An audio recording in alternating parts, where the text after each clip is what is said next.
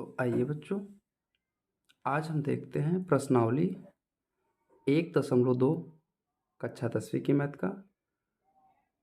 पहला प्रश्न है, निम्नलिखित संख्याओं को अभाज्य गुणनखंडों के रूप में व्यक्त कीजिए।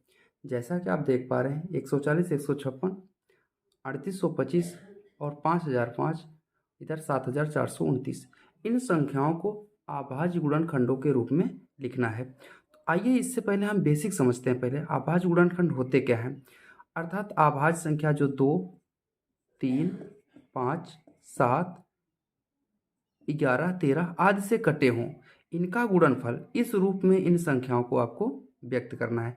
जैसे कि हम बात कर लेते हैं, कोई संख्या आपको दी जाती 30, तो 30 का खंड करना सबसे छोटी प्रक्रिया ये बताया गया था आपको। जैसे इसको लिख सकते हैं आप 6×5 = 30, यहाँ इसको लिख सकते हैं 2×3 = 6। अब इस रूप से आप समझ गए कि इसका खंड क्या होगा, अभाज्य गुणनखंड 2, 3 और 5। यही आपका उत्तर हो जाया करता था। इसी रूप में थोड़ी सी बड़ी संख्या यहाँ पर दी गई, क्योंकि आप भी अब बड़े हो चुके हैं, आप कक्षा 10वीं में पहुँच चुके हैं।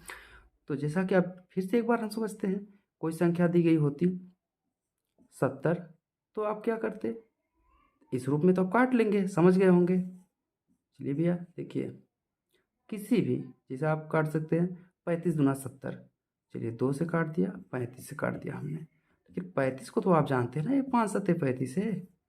बस अब इनका अभाज्य गुणनखंड होगा, लिख दीजिए 2, 5 और 7। तो ये 2, 5 और 7 इसका क्या हो गया, अभाज्य गुणनखंड। तो शायद ये आप समझ गए होंगे। तो चलिए चलते हैं आपके सवाल पर। तो देखिए यहाँ पहला प्रश्न आपका है 140। इसे आप इस रूप में भी कर सकते हैं, जैसे इसको लिख सकते हैं आप 14 तहम्मा 140। यहाँ पर फिर आप इसको तोड़ सकते हैं, 2 × 7 = 14 और यहाँ 2 × 5 = 10। तो भैया आसान तो है, छोटे वाली संख्या से लिखना शुरू कीजिए। 2 × 2 × 5 × 7। इसका दूसरा रूप लिखना चाहेंगे तो इसे ऐसा भी लिख सकते हैं, 2 के ऊपर 2 घात × 5 × 7। यही आपकी बुक का आंसर मिल जाएगा। शायद आप समझ गए होंगे। चलिए इसका दूसरा तरीका हम आपको समझाते हैं। इसी को आप ऐसा भी लगा सकते थे, ऐसे करके 2 × 7 = 14, 0 बचा, 2 से काट देते, 2 × 3 = 6, 1 बचा, इसलिए 10, 2 × 5 = 10, फिर 2 से काटते, 2 × 1 = 9। तो अब तो नहीं कटेगा, तो इसका ये मतलब हुआ अब इससे हम किससे काटेंगे, 5 से। 5 × 7 = 35 और 7 से काट देंगे, 7 × 1 = 7, फिर वही बनाएंगे। तो 1, 2, 2 यहाँ कितना है, 2 बार, 5 कितना है, 1 बार, 7 कितना है, 1 बार। तो इससे 2 को खाते 2 × 5 × 7। इसका भी आंसर आप यही लिखते, 2 को 2 और यहाँ 5 और यहाँ 7, यही आपका आंसर हो जाता। तो ये आपका पहला तरीका है और ये दूसरा तरीका है। दोनों तरीके आपके समझ में आए होंगे, चाहे आप इसको इस तरीके से लगाइए, चाहे आप इस तरीके से लगाइए, दोनों आपके सही हैं। आंसर आपका सेम दोनों में आएगा। शायद आप समझ गए। चलिए दूसरे प्रश्न को हल करते हैं। आइए अब हम बात करते हैं दूसरे प्रश्न की, 156 को। तो आप लिखेंगे 156। अब तो आप काट सकते हैं ना, 2 से तो 14, 1 बचा तो 16 हो गया, 2 × 8 = 16, फिर 2 से आप काटेंगे। जब तक लास्ट में सम संख्या दिखे तब तक आप 2 से काटते चलिए। 2 × 3 = 6 और 2 × 9 = 18। अब क्या करेंगे आप, अब 3 से काटिए, 3 × 3, 3 × 3 = 9 और क्या आया, फिर 13 से काट दीजिए, 13 × 9 = 13। तब इसका अभाज्य गुणनखंड क्या लिखेंगे, लिखिए आप अभाज्य गुणनखंड बराबर 2 × 2 × 3 × 13। अरे आप इसे ऐसा भी तो लिख सकते हैं ना, 2 के ऊपर 2 घात × 3 × 13। यही आपका आंसर हो जाएगा। उम्मीद है आपको समझ में आया होगा। चलिए इसी क्रम में हम अब तीसरा प्रश्न देखते हैं।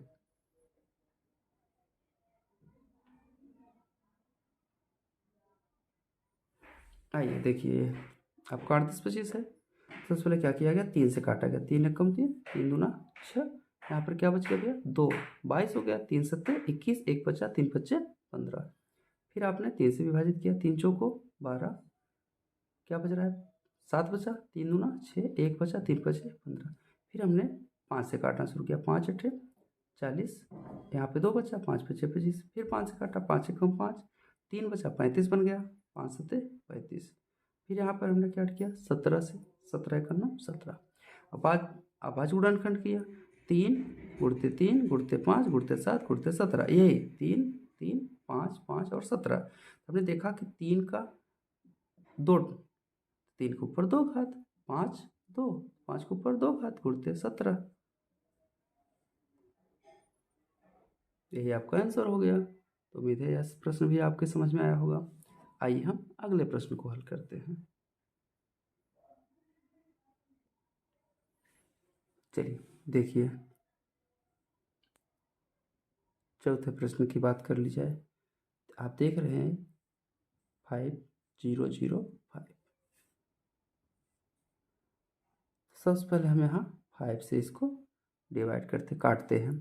5 एकम 5 0 0, 5 एकम 5। अब यह किससे काटेंगे, 7 से काटते हैं। 7 एकम 7, 3 बचा, 7 चौक 28, फिर यहाँ 2 बचा, फिर 7 3 21। फिर अब इसको हम 11 से काटते हैं। 11 एकम 11, यहाँ पर बचा क्या, 3, 11 3 33। अब 13 से, 13 एकम 13। अब बात इसकी करते हैं अभाज्य गुणनखंड की। अभाज्य गुणनखंड बराबर 5 गुणते 7 गुणते 11 गुणते 13। यही आपका इसका आंसर हो जाएगा। शायद है यह भी प्रश्न आपके समझ में आया हो। तो चलिए इसी क्रम में हम 5वें प्रश्न को हल करते हैं। आइए देखते हैं हम इस लास्ट प्रश्न, 5वें प्रश्न को। 7429। चलिए भैया काटते इसको। तो सबसे पहले इसको हम किससे काटेंगे, 17 से काटिए। 17 चौको 68। अब यहाँ 74 था, 68 को आपने काट दिया, कितना बचा यहाँ पर, 14 में से 8 के 6। अब बगल में क्या है, 2, फिर से बन गया क्या आपका 62। तो 17 का पारा पड़ी है, फिर 62 से ज़्यादा नहीं होना चाहिए। तो 17 चौको 68 ज़्यादा हो रहा, 17 3 51, 3 बार जाने पर 51। फिर से घटा लीजिए आप, फिर से घटाइए। यहाँ पर क्या बचाए थे आप, यहाँ पर 62, तो आपने 51 बार ले गए हैं, घटाइए इसमें। अब क्या बच जाएगा आपके पास, एक 11 बच गया। अब बगल में क्या है, 9, तो 119, 17 सत्ते 119, 7 बार। अब क्या करेंगे, अब यहाँ 19 बार चलते हैं।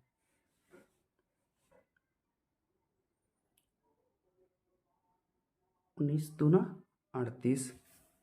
आप यहाँ देख रहे हैं क्या भैया, 43। ऐसे ना आप बगल में करते चल रहे, सरल तरीका है, आपको गलती नहीं होगी आपसे। 38, 13 में से 8 गए 5, यहाँ बचता है। अब बगल में क्या है, तो आप करेंगे 19 3 57, पूरा पूरा कट गया। अब यहाँ 23 को काटना है, तो 23 स्वयं कटेगा, 23 से करना 23। आप इसका आप अभाज्य गुणनखंड लिखना चाहेंगे भैया, तो आप लिखेंगे अभाज्य गुणनखंड बराबर 17 गुणते 19 गुणते 23। यही आपका आंसर हो जाएगा। उम्मीद करते हैं यह प्रश्नावली 1.2 के पहले प्रश्न के जो संख्याएं अभाज्य गुणनखंडों के रूप में लिखने के लिए दिया गया था, आप भली भांति इसको लिख सकेंगे। चलिए चलते हम दूसरे प्रश्न पर। प्रश्न 2, पूर्णांकों के निम्नलिखित युग्मों के HCF और LCM ज्ञात कीजिए।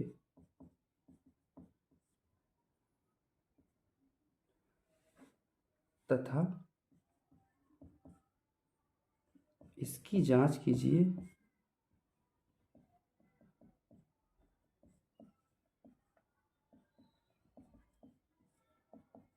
कि दो संख्याओं का गुणनफल बराबर होता है उनके एचसीएफ और एलसीएम के गुणनफल के। आइए, अब जैसा कि प्रश्न इसमें दिया गया है 26 और 91 पहला प्रश्न है। आइए हम एक एक प्रश्नों को हल करते चलते हैं। तो देखिए भैया, इसमें कहा है इसने यदि इन दो संख्याएं हैं तो इन दो संख्याओं का आप एचसीएफ निकालिए और इनका एलसीएम निकालिए और गुणा कर दिखाइए कि क्या इन दोनों संख्याओं का गुणनफल एचसीएफ और एलसीएम के गुणनफल के बराबर होगा। आइए कर लेते हैं। चलिए देखिए आप, एक तरीका ये है 26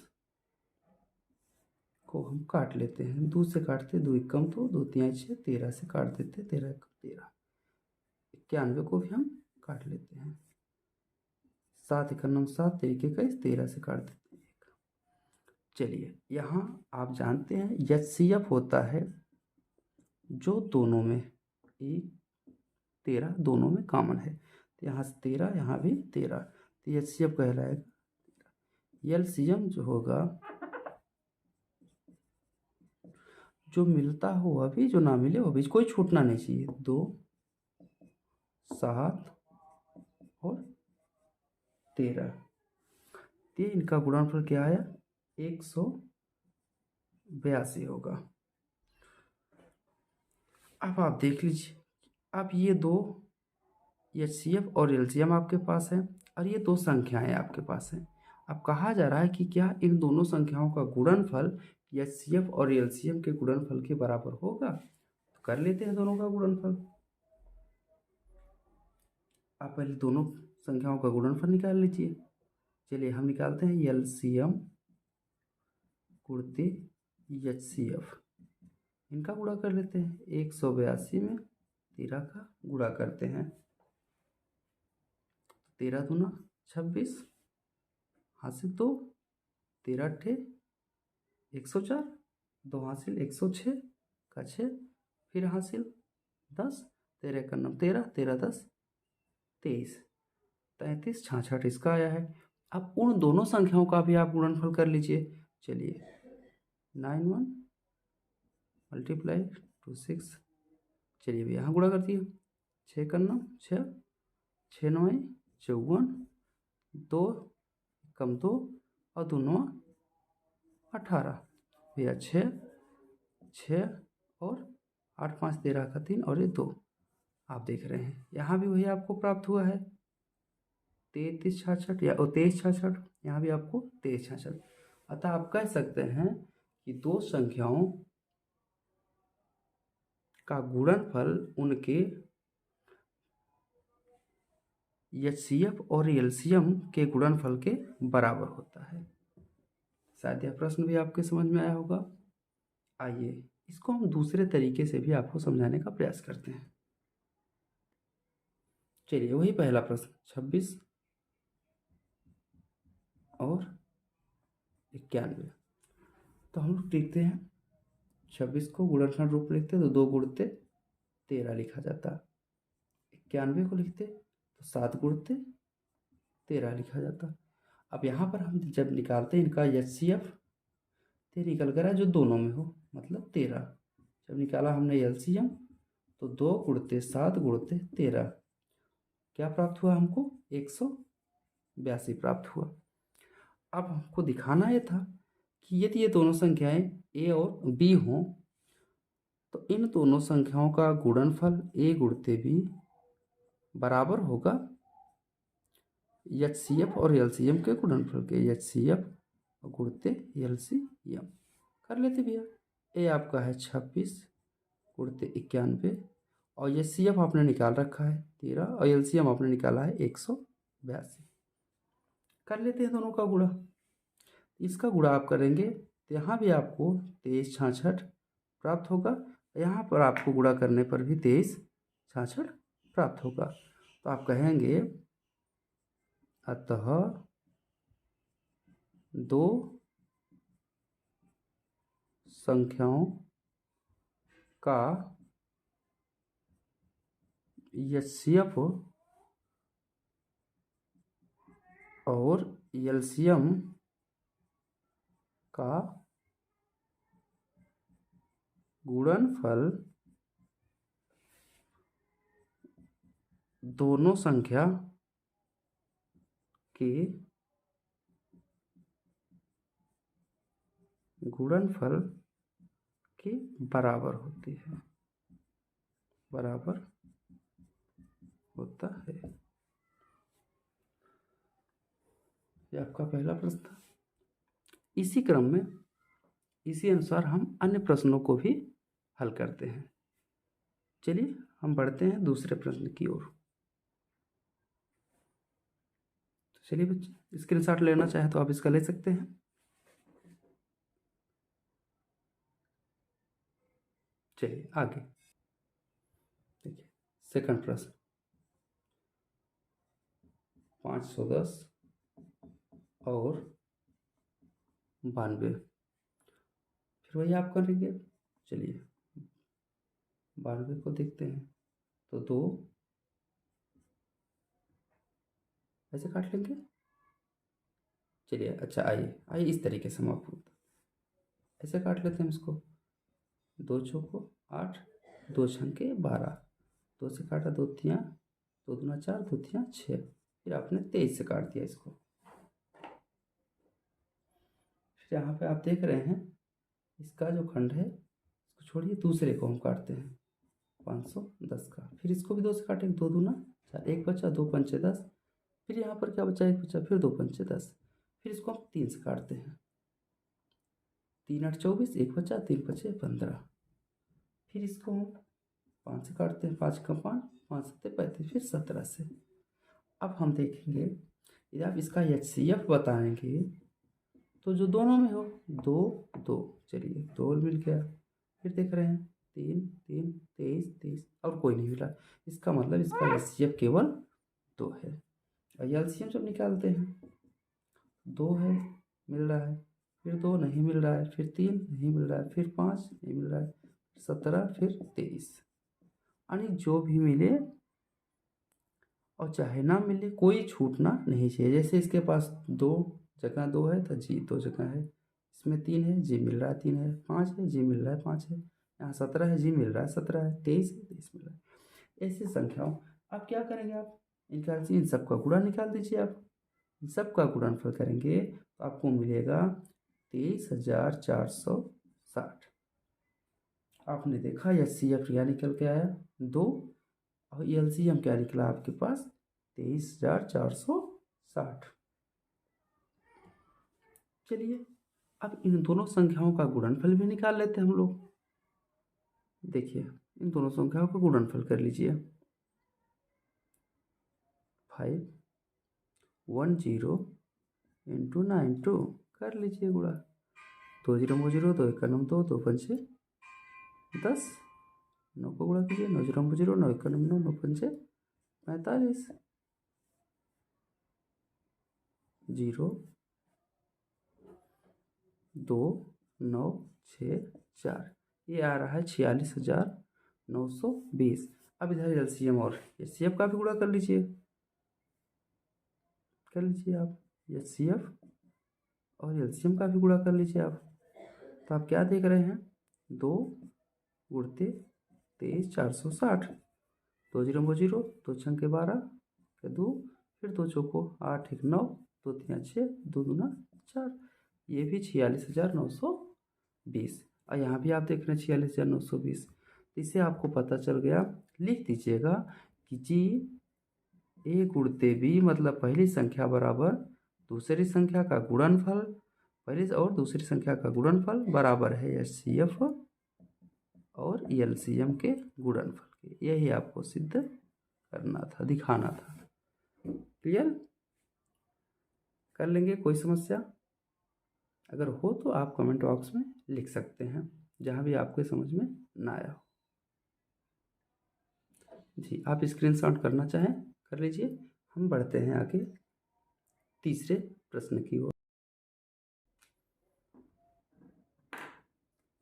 आइए बच्चों, हम देखते हैं प्रश्नावली 1.2 के दूसरे एक प्रश्न का तीसरे नंबर का क्वेश्चन जो दिया है 336 और 54 के बीच बताना है आपको इन दोनों संख्याओं का गुणनफल और इनके प्राप्त एचसीएफ और एलसीएम का गुणनफल बराबर होना चाहिए। मतलब आपको दिखाना है केवल ए गुणते बी, पहली संख्या गुणते दूसरी संख्या बराबर होनी चाहिए इन दोनों की एलसीएम और एचसीएफ के गुणनफल के। यही आपको इस प्रश्न में निकालना है। तो आइए पहले हम इनका एचसीएफ निकालते हैं। चलिए इस प्रश्न को हम आपको रिपीट करते हैं यूक्लिड की प्रमेयिका के अनुसार। जैसा कि आपको बताया गया था, बड़ी संख्या को आप क्या बनाते हैं, भाज्य, और छोटी संख्या को क्या बनाते थे, भाजक। चलिए ले चलिए, अभी आपने पिछले वीडियो में देखा था यूक्लिड की प्रमेयिका को, तो आइए नहीं देखा तो जाके आप देख लीजिएगा। यूक्लिड की प्रमेयिका आप लगाते हैं। अब यहाँ 54 को कितनी बार ले जाया जाए किसके अधिक ना हो, इसके करीब में पहुँच जाए, तो ले चलिए। ऐसे पे मुश्किल लग रहा है, देखिए तो आप कहीं रफ्कार कर लीजिए। 5 अंक 30, क्योंकि 7 बार जाने पे तो 35 आएगा। चलिए 6 बार चलते हैं। 6 चौको 24 के 4, 6 पंचे 30 और 30 तो 32। घटा लीजिए भैया, यहाँ पर 2 यहाँ पर 1, क्या आया 12। अब ये रूल आपको अच्छी तरह से समझे हैं कि जो काटेगा बचने वाले लोग उसी को काटे हैं। अरे भैया, जैसे कि आपने मधुमक्खी देखा ना, मधुमक्खी के छत्ते में यदि आप छेड़खानी करते हैं तो जो मक्खियाँ बचेंगी वो आपको ही को तो काटेंगी। चलिए वही काम करते हैं, अर्थात यहाँ 6 बार जाने पर 12 शेष बचता है, तो 12 फिर किसको काटता है, 54 को। 54 क्या हो जाएगा इस बार, भाज्य 54। भाजक क्या बन रहा है 12, तो 12 चौको 48, क्या बचा 6। अब जब जैसे यहाँ पे देखे 12 चौको 48, क्या बचा 6, तो 6 किसको काटेगा, 12 को काटेगा, तो 12 फिर से बनाया भाज्य, तो 6 गुणते 2 बार, 6 दूनी 12। अब की बार शेषफल क्या हुआ 0। अब जब कुछ नहीं बचा 0 हो गया, तो यही 6 कहेगा कि जब शेषफल 0 तो हम हुए हीरो, मतलब एचसीएफ। एचसीएफ क्या मिल गया यहाँ से आपको 6। चलिए एलसीएम देख लेते हैं हम। आइए भैया एलसीएम निकाल लेते हैं इसका। एलसीएम भी तो आपको ये बताया गया है ना इस तरीके से, पिछली कक्षाओं में हमने यही तो पढ़ा था। इससे रखते हैं हम लोग, 2 से काटते हैं, 2 दूना 4, 2 सते 14। यहाँ पे काटेंगे 2 एक कम 2, 1 बच रहा है, 2 छंके 12, 1 बचा, 2 अठे 16, फिर 2 से ये तो कटेगा नहीं, उतारते जाइए, 2 अठे 16, फिर 2 चौको 8, फिर 2 से नहीं कट रहा, उतारते जाइए, 2 दूना 2 चौको 8 और 2 से 2 दूना 4, फिर 2 से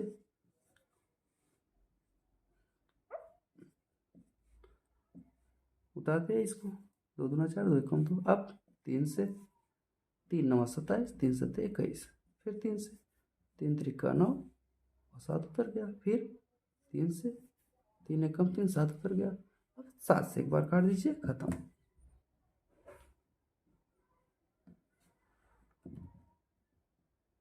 क्या किया, 7 से एक बार काट दीजिए, फिर संपन्न हो जाए। चलिए अब देखिए, अब यहाँ पे आप क्या निकालते इसका एलसीएम, मतलब इस सबका गुणनफल, सबका गुणा कर लीजिएगा। इस पूरे का जो गुणनफल आएगा, 2 दूना 4 दूना 8, 16 त्रिक 48, ऐसा ऐसा पूरा करके गुणा आपको कर लेना है। जो इसका गुणनफल मिलेगा वह मिलेगा आपको, एलसीएम आएगा 3024। तो इनका आप गुणन करेंगे तो कितना मिलेगा आपको? 3024। चलिए हम चलते हैं। आप यहाँ देख रहे हैं HCF ये है, LCM इसका ये है। इन दोनों का गुणनफल हम ज्ञात कर लेते हैं। आइए यही कर देते हैं गुणनफल। तो 3024 में 6 से गुणा लगाइए आप। 6 चौको 24 के 4 हासिल 2, 6 दूनी 12, 2 14 हासिल 1, 6 0 0 1, 6 3 18, 18,144 ये आया है। अब चलिए हम देखते हैं आगे उस संख्या का गुणनफल क्या प्राप्त होता है।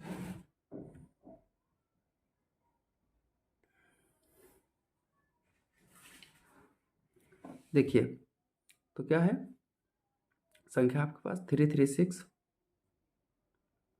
गुणा कर लीजिए 54 का।